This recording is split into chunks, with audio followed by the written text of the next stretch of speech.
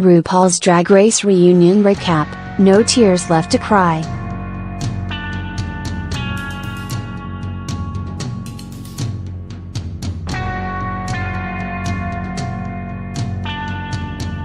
There may never be anything on Drag Race that cannot match the spectacular pettiness of Season 9's reunion.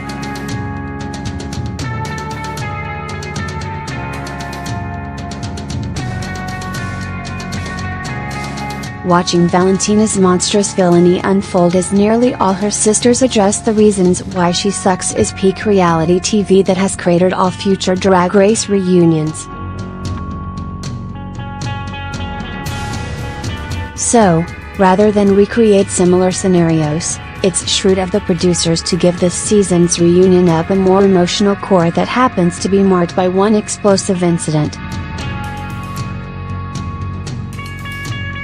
There are plenty of genuinely affecting moments throughout, and as a bonus the show gins up a last-minute villain going into the finale.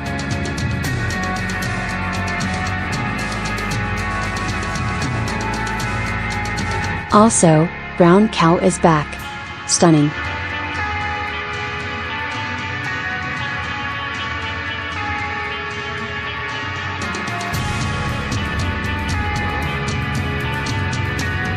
We start off with a thrilling video package dedicated to the ubiquity and impact of Vanjie, thanks for the vulture clipping, editors, before Vanessa stumbles upon a potentially new bit of gay slang in an accord sing. She also name-drops Lil' Kim as a celebrity admirer and teases a possible collab, though it's unclear whether or not it releases before or after her rumored Season 11 run ends. The queens then give some post-mortem soundbites on the season's most memorable lip-sync moments, including Monet's splits fake out and Monique's defeated rendition of Cut to the Feeling. Cameron briefly talks about her brushes with elimination only to have Aquaria and Miss Cracker both contribute something remotely compelling by comparison. Cameron briefly talks about her brushes with elimination only to have Aquaria and Miss Cracker both contribute something remotely compelling by comparison.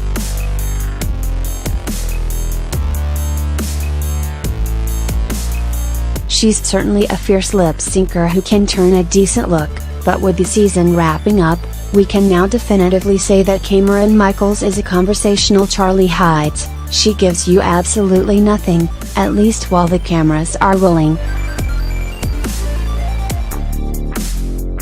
We then hit the locus in Drag Race history that will no doubt be debated at length in the post-season as we close the dog-eared book on the Vixen.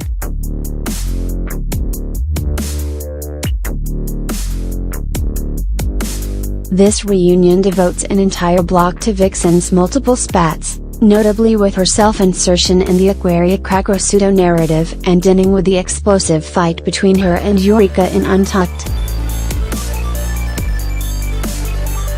As Calorie hilariously munches on popcorn out of a Ziploc bag, the Vixen maintains that she brought up the comparison as her way of exposing the truth while accusing Monet of giving her the context she needed to say that Miss Cracker faked her way into the competition.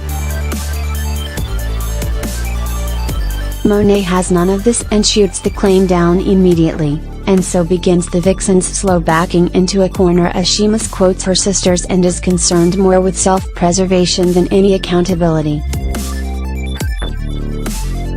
Aquaria and Cracker, on their part, recount how they mutually agreed to kill the narrative after the first episode, and thank goodness, because the season's other stories were the better for it. It's when Eureka says her piece that things start to unravel.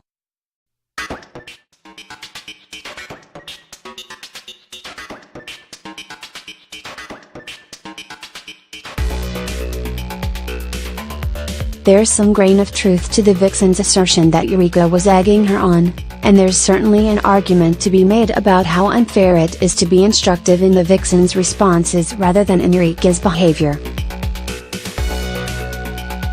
Everybody's telling me how I should react, but nobody's telling how to act, says Vixen.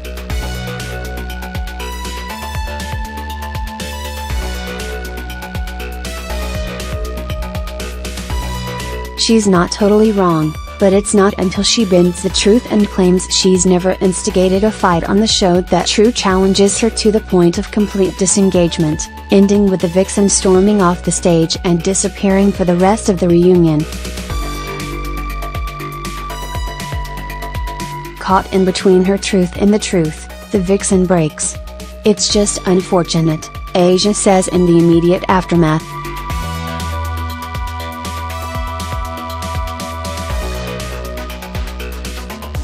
She goes into a heartfelt contemplation on the vixen's difficult behavior being a cry for help and a result of her pain.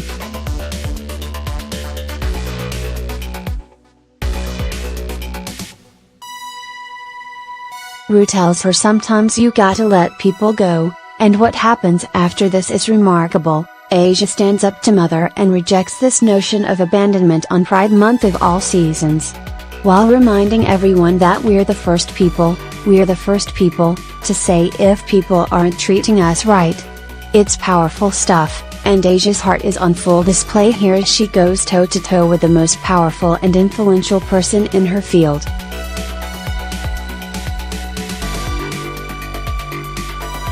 It's as emotionally raw a moment as we're going to get on this show, and it's made all the more impactful by how universal the message is.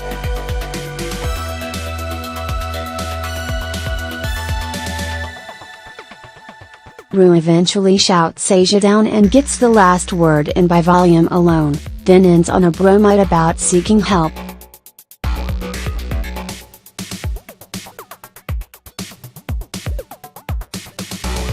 It's a useful if not totally complete way to end the conversation, but the takeaway for us is clear: all hail Asia O'Hara, the empath queen of the entire series, for serving the children peak reality TV of a different kind.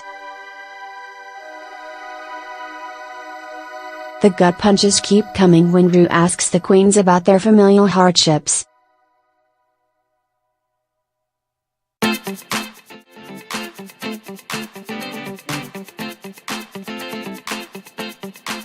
Dusty does the community a public service by clearly defining what conversion therapy is, and her current relationship with her family is strained but otherwise functional, which sounds painfully familiar to anyone who's had a similar journey.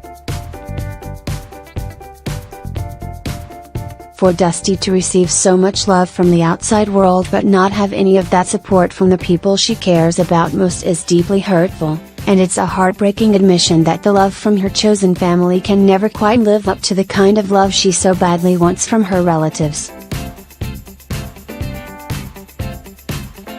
Monique Hart relates to Dusty in that, as a member of a family that is fifth-generation full-time ministry, drag is akin to heresy.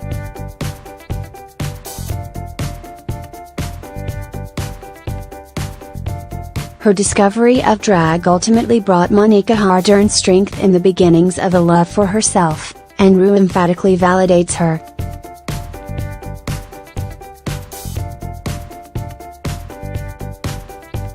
It's clear that RuPaul, as someone who emerged from nothing to become everything, sees that Monique has committed to a mindset that also worked for her and brought great prosperity.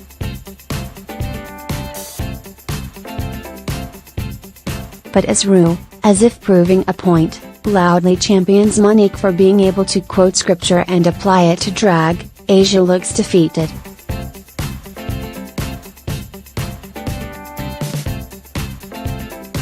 It's clear that there is more of a discussion to be had here about what the acceptable way to experience emotional turmoil and come out on the other side is, and the discussion does feel a touch incomplete. It is, however, a beautiful moment for Monique. We then revisit Blair Street. Claire's painful revelation that she was raped in college, and she explains that coming clean about the experience was not something she had planned to do in advance, stating that sometimes your heart is ready to speak before your brain. She reveals that, since returning from Drag Race, she has told her mother about her experience, and further describes how she had developed a dangerous relationship with alcohol to cope with the emotional pain of her rape. she is now happily living a sober life.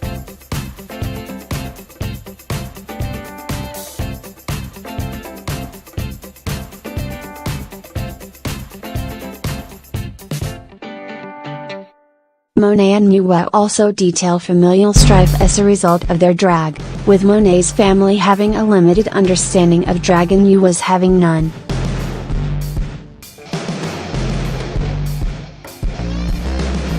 Being the highest form and megazord of gayness is something that goes completely at odds with Monet's mother's religious background, and Yue points out the psychological stigma that Chinese culture places on drag. After some light reading back and forth on selected runway looks in a quick toot or boot segment, plus some behind the scenes footage of the judging panel over the season, we get back into the conflicts.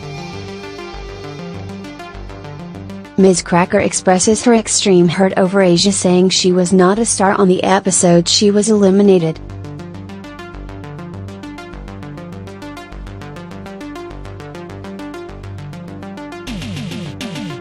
This had underlined a feeling Ms. Cracker had for some time that Monet and Aquaria were the real stars of the NYC scene and were the most anticipated contestants New York offered in some time. Ms. Cracker came to the competition to show she was more than second-rate, and Asia unfortunately confirmed fears Cracker had long held about her own stardom.